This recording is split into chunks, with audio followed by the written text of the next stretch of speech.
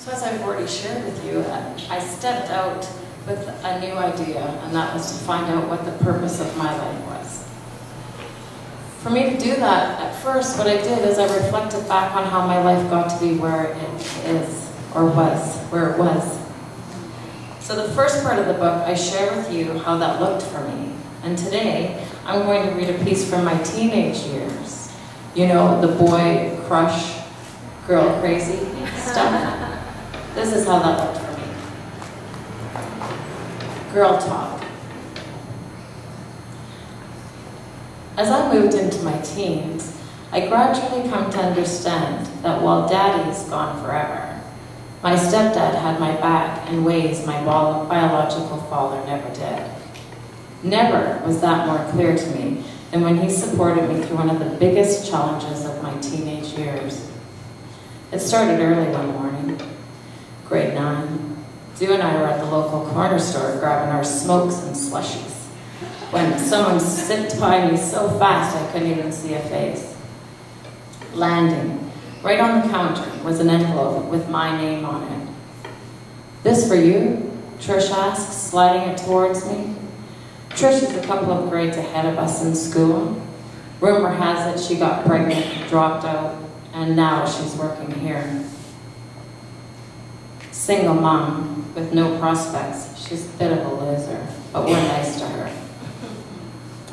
I open up what looks like some kind of kindergarten party invite, complete with pink sparkles on the cover. I flip the card open and read, "I'm inviting you to your death." Black bold letters. "Thursday night, 7 p.m., Hollywood Junior. Be there. Cindy." Cindy? Who the heck is Cindy? "Hey, look, I've been invited to a party," I say, forcing out a cool giggle as I hand the card over to Sue. "Do you know this Cindy chick?" Trish looks over at the card in Sue's hand and says, "Oh yeah, that girl. Yeah, I know who she is to see her, but she's a year younger than me. She's the toughest girl at Rutland Senior. If you're smart, I'd stay away from her." Well, I never said I was smart. Sue pleads with Trish for more information on this Cindy. "That's all I know. Stay clear of her."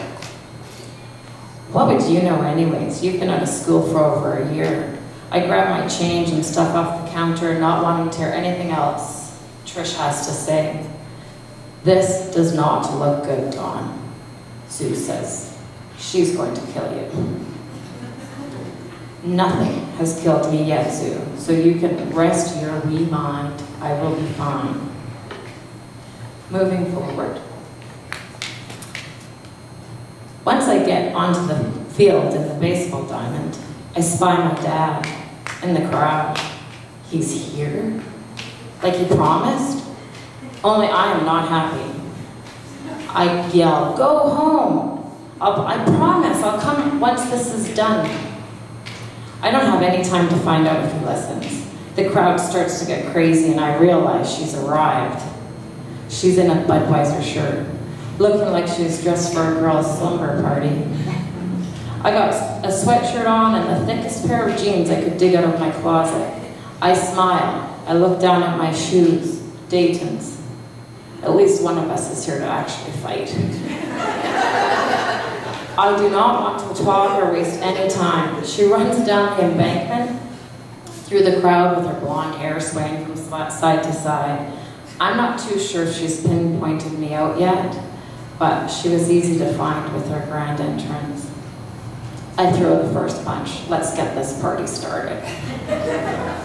Someone from the back screams, "Kill her!" And everyone starts yelling, "Fight, fight!" And we're at each other's throat, tugging at each other's hair. I'm trying to get an elbow or a knee in. Exhausted, we both pull back. I realize I am in a real-life boxing match and head back into the ring. Then I pull back again. I feel a tap on my shoulder from behind and I wheel around. It's my sister. She whispers something in my ear about being there for me, and I get a bit of strength from that, and back into the ring I go. It's starting to feel like this will never end. Around us, kids are climbing up the wired backstops and standing on the cars. just to catch what's going on. The rest crowd in so tight the two of us can barely move. I think I'm getting woozy, or at least drifting out of my body.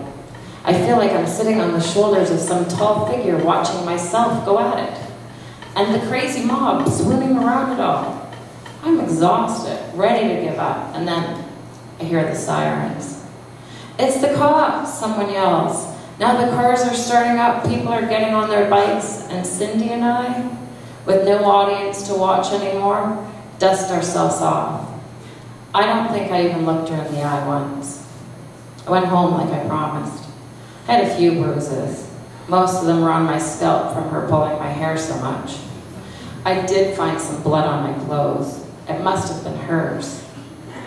But where she was bleeding from, or how bad, is beyond me. I felt pretty confident she won't be bothering me again. The next morning when I wake up, I check myself out in the mirror once more, and a tiny smile creeps out on the corner of my mouth.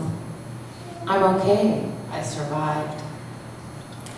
And then, suddenly, I'm embarrassed. Maybe even a little ashamed. Really. Fighting someone I don't even know over some guy I never, ever kissed. How did I get here?